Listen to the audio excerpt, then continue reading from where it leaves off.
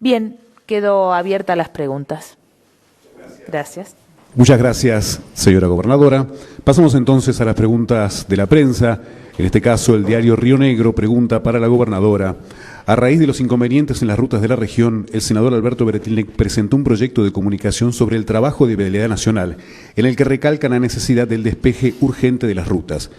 En este sentido, hubo críticas de transportistas de la región que plantean que en el lugar de cortarse la ruta de inmediato deberían realizar el despeje apenas empieza la nevada. ¿Coincide con esto? Sí, coincido plenamente. Nosotros se lo marcamos. Han tenido ciertas dificultades Vialidad Nacional porque no tenían previstas las licitaciones para la maquinaria necesaria para poder despejar las rutas, así que hubo demoras allí. Tanto Vialidad Rionegrina como Vialidad Neuquina reemplazaron parcialmente las tareas que tenía que hacer Vialidad Nacional. También hemos tenido colaboración de maquinarias de municipios, como en el caso de Catriel, en la ruta 151. Sin embargo, evidentemente no alcanzaba. El senador hizo su presentación, también nosotros, el ministro Valeri habló con el ministro Catopodis en reiteradas oportunidades y también con autoridades de Vialidad Nacional. Parcialmente se ha corregido esa situación y creo que estamos empezando a mejorar. Lo cierto es que lo que Vialidad Nacional no logre despejar, difícilmente podamos reemplazarlo, así que estamos en esa tarea.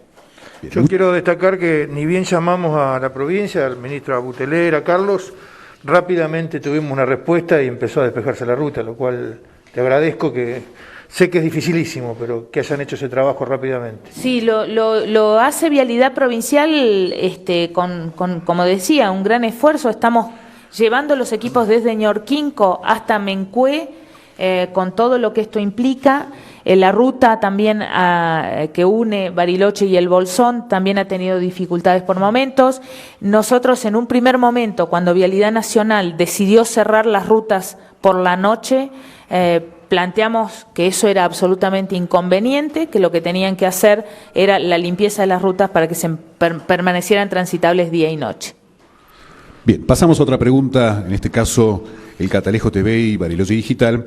Para el intendente dice: ¿qué consideraciones se tuvieron en cuenta al momento de abrir catedral, más allá de lo económico? No, si fuera por lo económico, eso hay planteado una cuestión que está equivocada, digamos. Un colega me preguntaba si había presionado mucho CAPSA para abrir, y yo digo, presionó mucho, pero para no abrir. No presionó, pero la verdad que si fuera por la empresa no hubiera abierto, porque el costo es enorme frente a, digamos, muy poca entrada, con lo cual las consideraciones fueron de otro tipo. ¿Y de qué tipo fueron? Fueron del tipo de la necesidad vital, que además de la económica, de la salud propia, tiene la gente de Bariloche, el que es amante de la montaña, de desplazarse en la montaña. Y si nosotros seguíamos dejando la cuestión como estaba, las personas van a cualquier lado y con los riesgos, mire lo que estábamos hablando de la avalancha recién, con los riesgos que eso implica y con los daños que eso implica. Entonces, preferimos abrir un lugar donde se pueda hacer el deporte, un lugar abierto, un lugar que podemos controlar, un lugar que hemos puesto mucha gente, que gente voluntaria también está trabajando, y esas son las consideraciones que hicimos.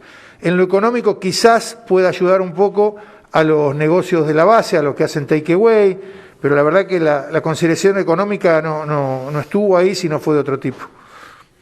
Muchas gracias. Continúa el Catalejo TV y Bariloche Digital. Para la señora gobernadora, pregunta: ¿cómo evalúan continuar con una apertura controlada cuando en el país se endurecen las aperturas? No, nosotros seguimos exactamente igual. No estamos yendo en un sentido de mayor flexibilización. De hecho, sí, las actividades económicas en gran parte de la provincia están en funcionamiento.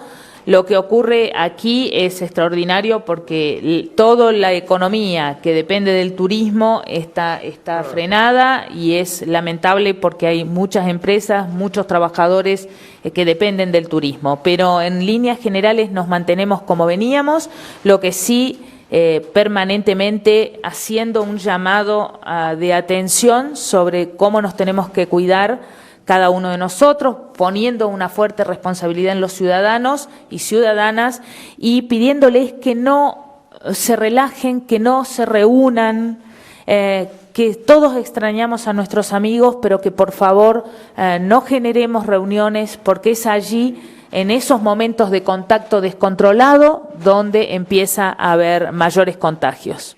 Le preguntaba por esto de las reuniones sociales, ¿no? Que lo vienen repitiendo una y otra vez, pero evidentemente esto sigue aumentando el nivel y la cantidad de contagios. ¿Se contempla endurecer las multas por violar la cuarentena, poniendo el foco justamente en las reuniones sociales? A ver, cuando alguien denuncia, evidentemente intervenimos, pero no podemos pretender un Estado policíaco que esté en cada esquina vigilando quién se reúne con quién. Es decir, hay estados nacionales que simplemente se limitaron a hacer recomendaciones a sus ciudadanos.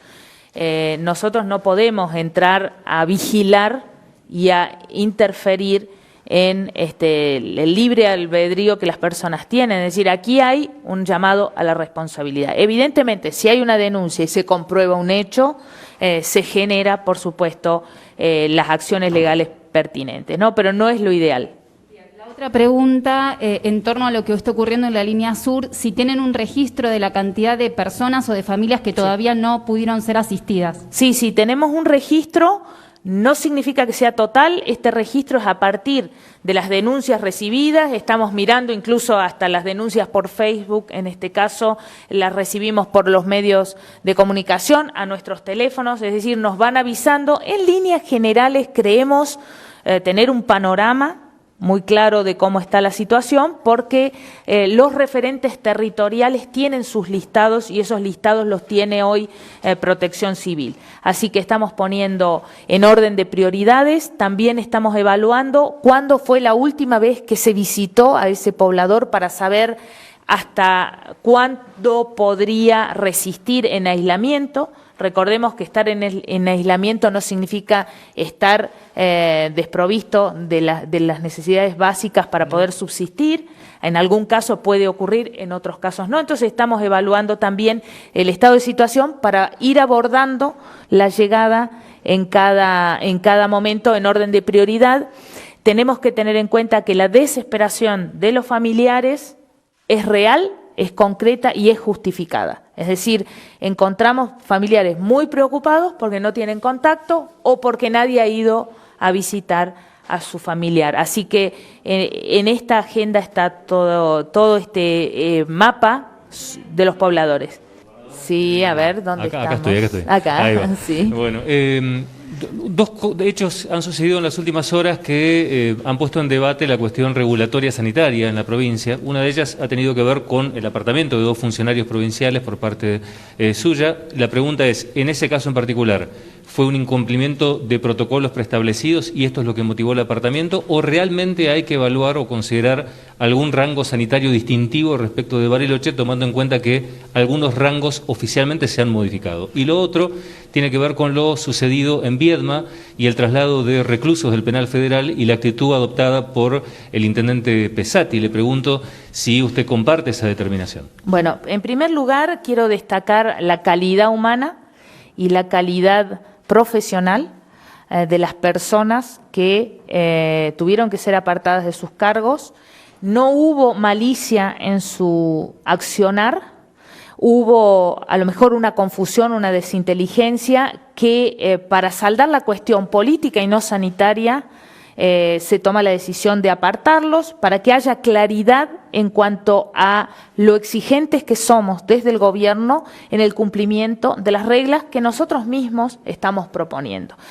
No ha habido falsificación de declaración jurada, pero no ha habido claridad en todo lo que se expuso allí, y es solamente por eso lo lamento profundamente, porque son funcionarios de excelencia, ambos. Honestos, trabajadores, y espero contar con ellos en el futuro para poder seguir desplegando las tareas que venían realizando. En este caso hay una fuerte sensibilidad en Viedma respecto de las personas que provienen de otras localidades, aunque estén en el mismo estatus sanitario. Es decir, Viedma no registra casos, y es por eso que tiene la expectativa de que las personas que provenimos de lugares donde sí hay casos, guardemos cuarentena. Entonces, hay distintos criterios sanitarios, unos más estrictos, otros no, dependiendo de la localidad, y lo que estamos pretendiendo desde la provincia es respetar este trabajo y este esfuerzo que cada localidad está haciendo. En el caso de los funcionarios y funcionarias provinciales, tenemos que recorrer la provincia. Imaginen que si yo me limitara a estar en Viedma, para respetar la cuarentena vietmense, no podría estar en terreno observando qué es lo que pasa en la emergencia climática de la región sur. Es decir, no es posible para los funcionarios no circular por la provincia. Lo que sí hacemos es respetar estrictamente los protocolos. Cuando llegamos a una localidad que no registra casos o que tiene este tipo de exigencias, las respetamos. Yo cuando llego a Viedma, inicio la cuarentena y cuando tengo que salir, vuelvo a salir y no circulo por la localidad de Viedma si no he cumplido los 14 días de cuarentena. Estas son reglas estrictas, engorrosas, que dificultan muchísimo el trabajo, que a veces resultan molestas, pero me parece que nosotros tenemos que respetarlas. Con respecto pues sí, a ver, nosotros no teníamos información fehaciente de que llegaran presos de Buenos Aires. Lo que sí es un procedimiento habitual, reorganizar los internos de los penales federales, es un procedimiento habitual, ya se ha hecho durante la pandemia.